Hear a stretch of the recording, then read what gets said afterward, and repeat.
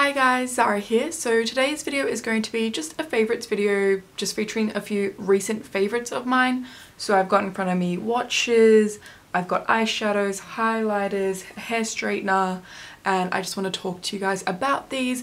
I have been loving these in particular lately, and yeah, I just wanted to kind of share with you guys here on my YouTube channel. If you are interested in this makeup look, it is very different to what I usually do. I was just kind of messing around when I filmed today.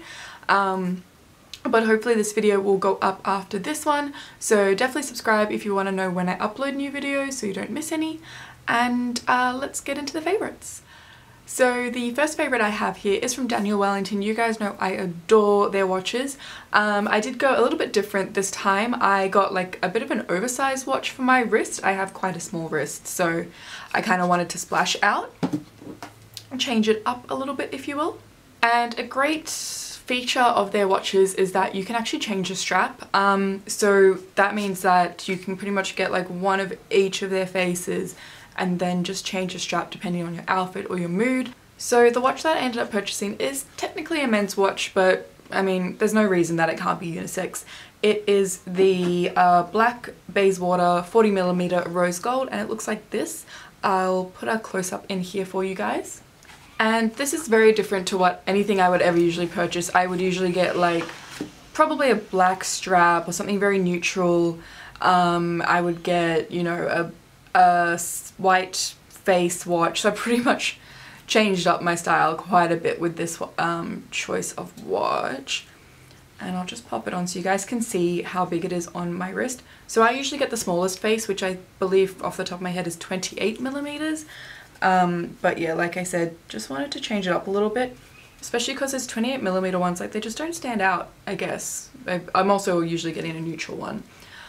I'm blabbing as I put this watch on to you guys. So this is how big it looks on my wrist. As you guys can see, it is oversized for me, but I actually quite like that look. I think it's something to do with that recent trend of like 90s sneakers coming back, like the ones that are really like just over the top, ridiculous, oversized. That I just really like the way this looks. And then for a second strap, just to kind of change it up, because I didn't want to purchase like the same watch just with a different strap, so I ended up getting a black strap for those times that I'm not feeling as adventurous. And this is the classic reading strap in rose gold, and it just looks like this. And I'll pop it on so you guys can see what it looks like on my wrist as well. And they've actually made it incredibly easy to change the strap. So you don't have to take out the pins or anything. All you need to do is take the base of the watch. Sorry, I'll put this in focus so you guys can keep up. So yeah, you just take the base of the watch, this little bit with the DW logo right here. You pull it all the way off, and then you just pull this out. And that's it. It's honestly so easy. And then in every watch purchase, this little tool comes in the box, just underneath the felt in the kind of warranty looking envelope. You'll find this little tool. So for a strap like the, oh, what was it called again? The black one that I got, the reading strap. It won't fold in and out of the watch like the other one. Hopefully you guys can see this. Is you push the tool through one end. Which end is it? So this end, and it'll pop. I'm gonna lose the pin, but it will pop this pin out of place onto the floor. But it's popped the pin out of place, and then all you do is, let's make sure I put the right strap on the top. And then to put the new strap in place, all you do is take that pin, push it through the strap like so, and then just pop it in. I'm always going to get the direction of this wrong. This one goes first. So I've been going at this for maybe 5 minutes. I've gotten the top part on, but I guess a little disclaimer I will say is that if you are a girl and your nails are done up, you can't get this on. I've recently cut my nails, but I'm still struggling a little bit just because the springs are very new, so they're still a little stiff. But essentially all you'd want to do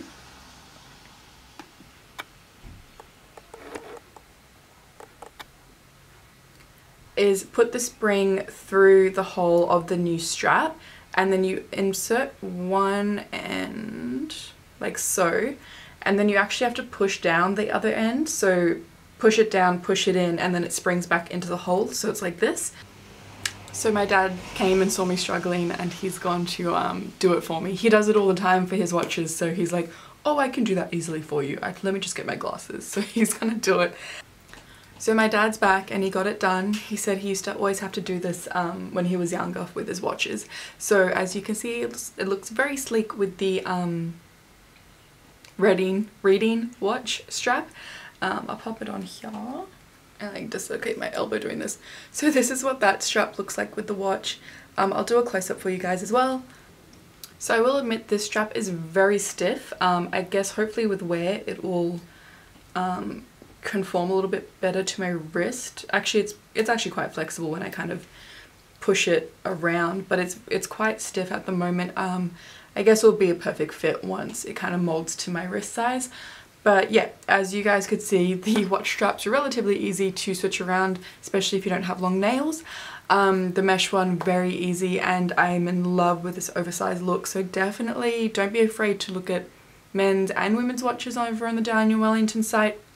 I do have a discount code for you guys. I believe it is ZA15 and you guys will get 15% off, and that is valid until the end of May US time, so I think, you know, maybe like the 1st of June Australian time. But yes, if you guys are interested in getting a Daniel Wellington watch, please do use my discount code. And yeah, this is probably my 4th watch, I guess technically 5, since I've kind of got 2 watches in one with the strap system.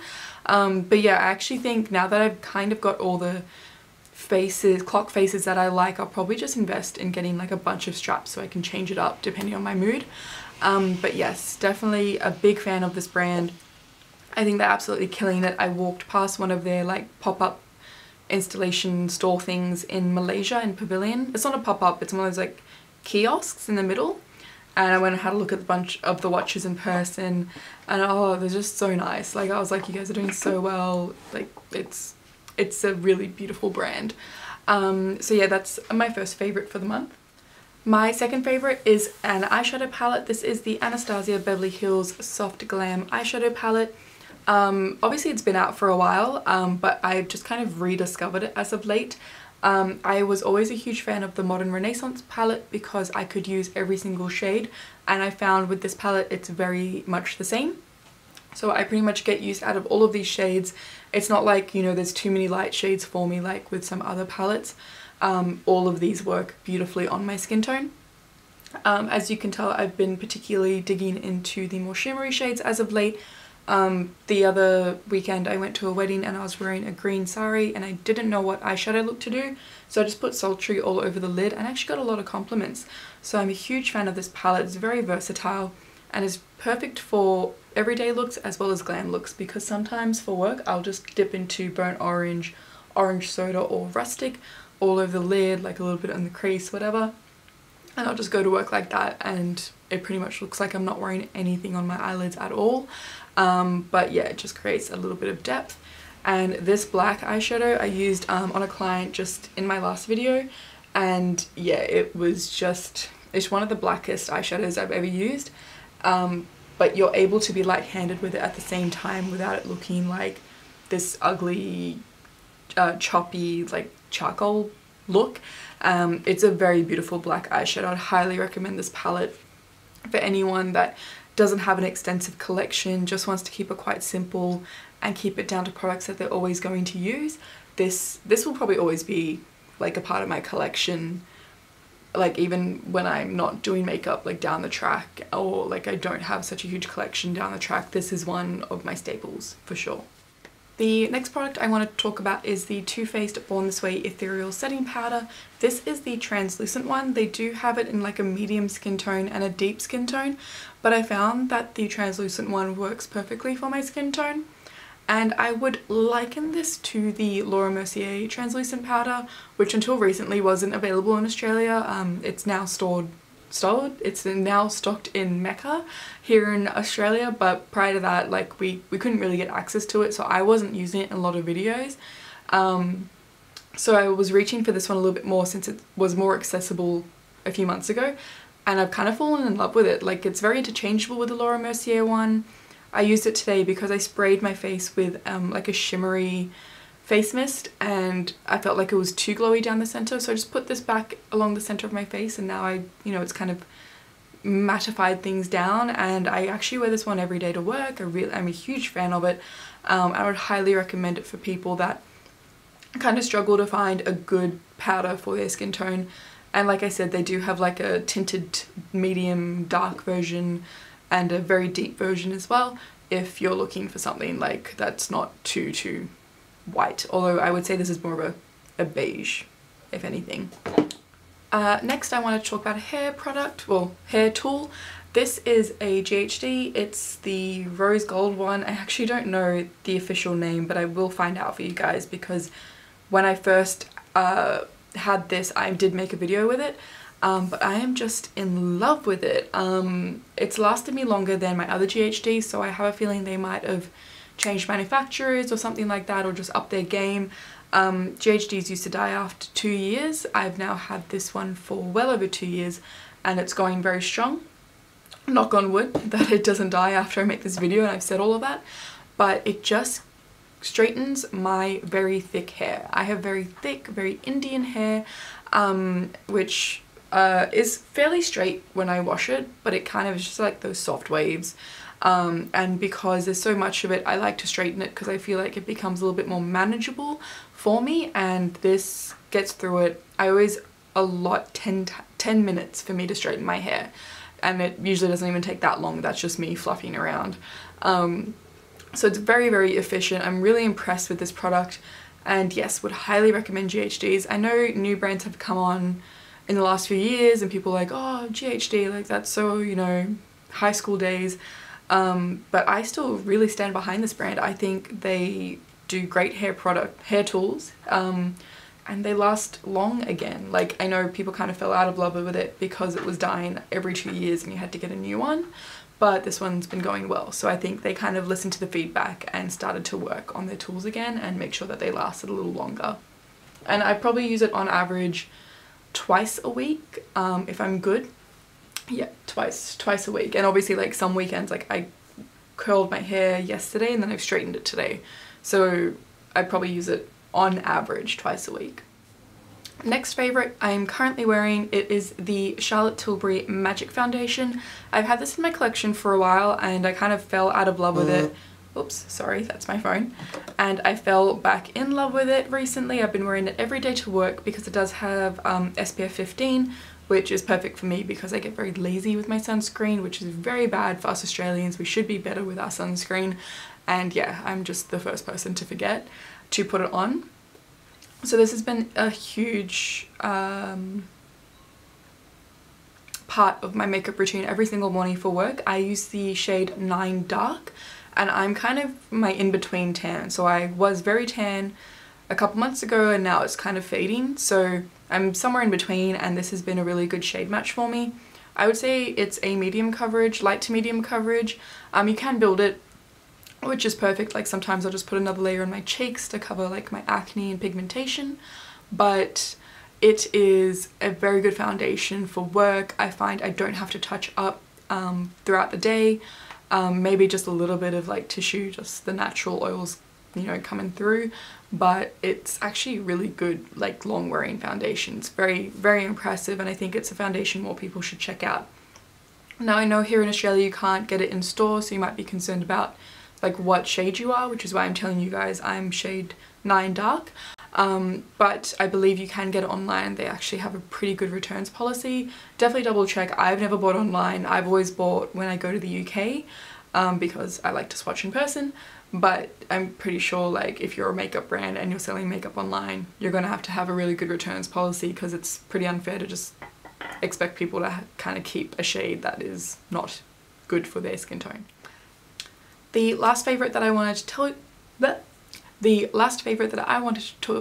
talk to you guys about today is the Farsali Highlighting Jelly Beam Illuminator in the shade Glazed. So I purchased this online. You can get it here in Sephora Australia now, so you can like go in and swatch and like figure out what shade you are. But I bought it online, like directly through Farsali, and I've actually kind of fallen in love with it. So it's obviously that jelly consistency. but I usually actually just dip a brush in the lid and pop it onto the high points of my face. A little bit goes a very long way. I have found that I have to use my finger to actually take some of the product away because I can be a little heavy-handed. But I am wearing it underneath my foundation today, so obviously I've got like cream highlighter on top as well, so you guys can't really get the true effect, but if you watch this makeup tutorial you'll see the effect that this shade had on me.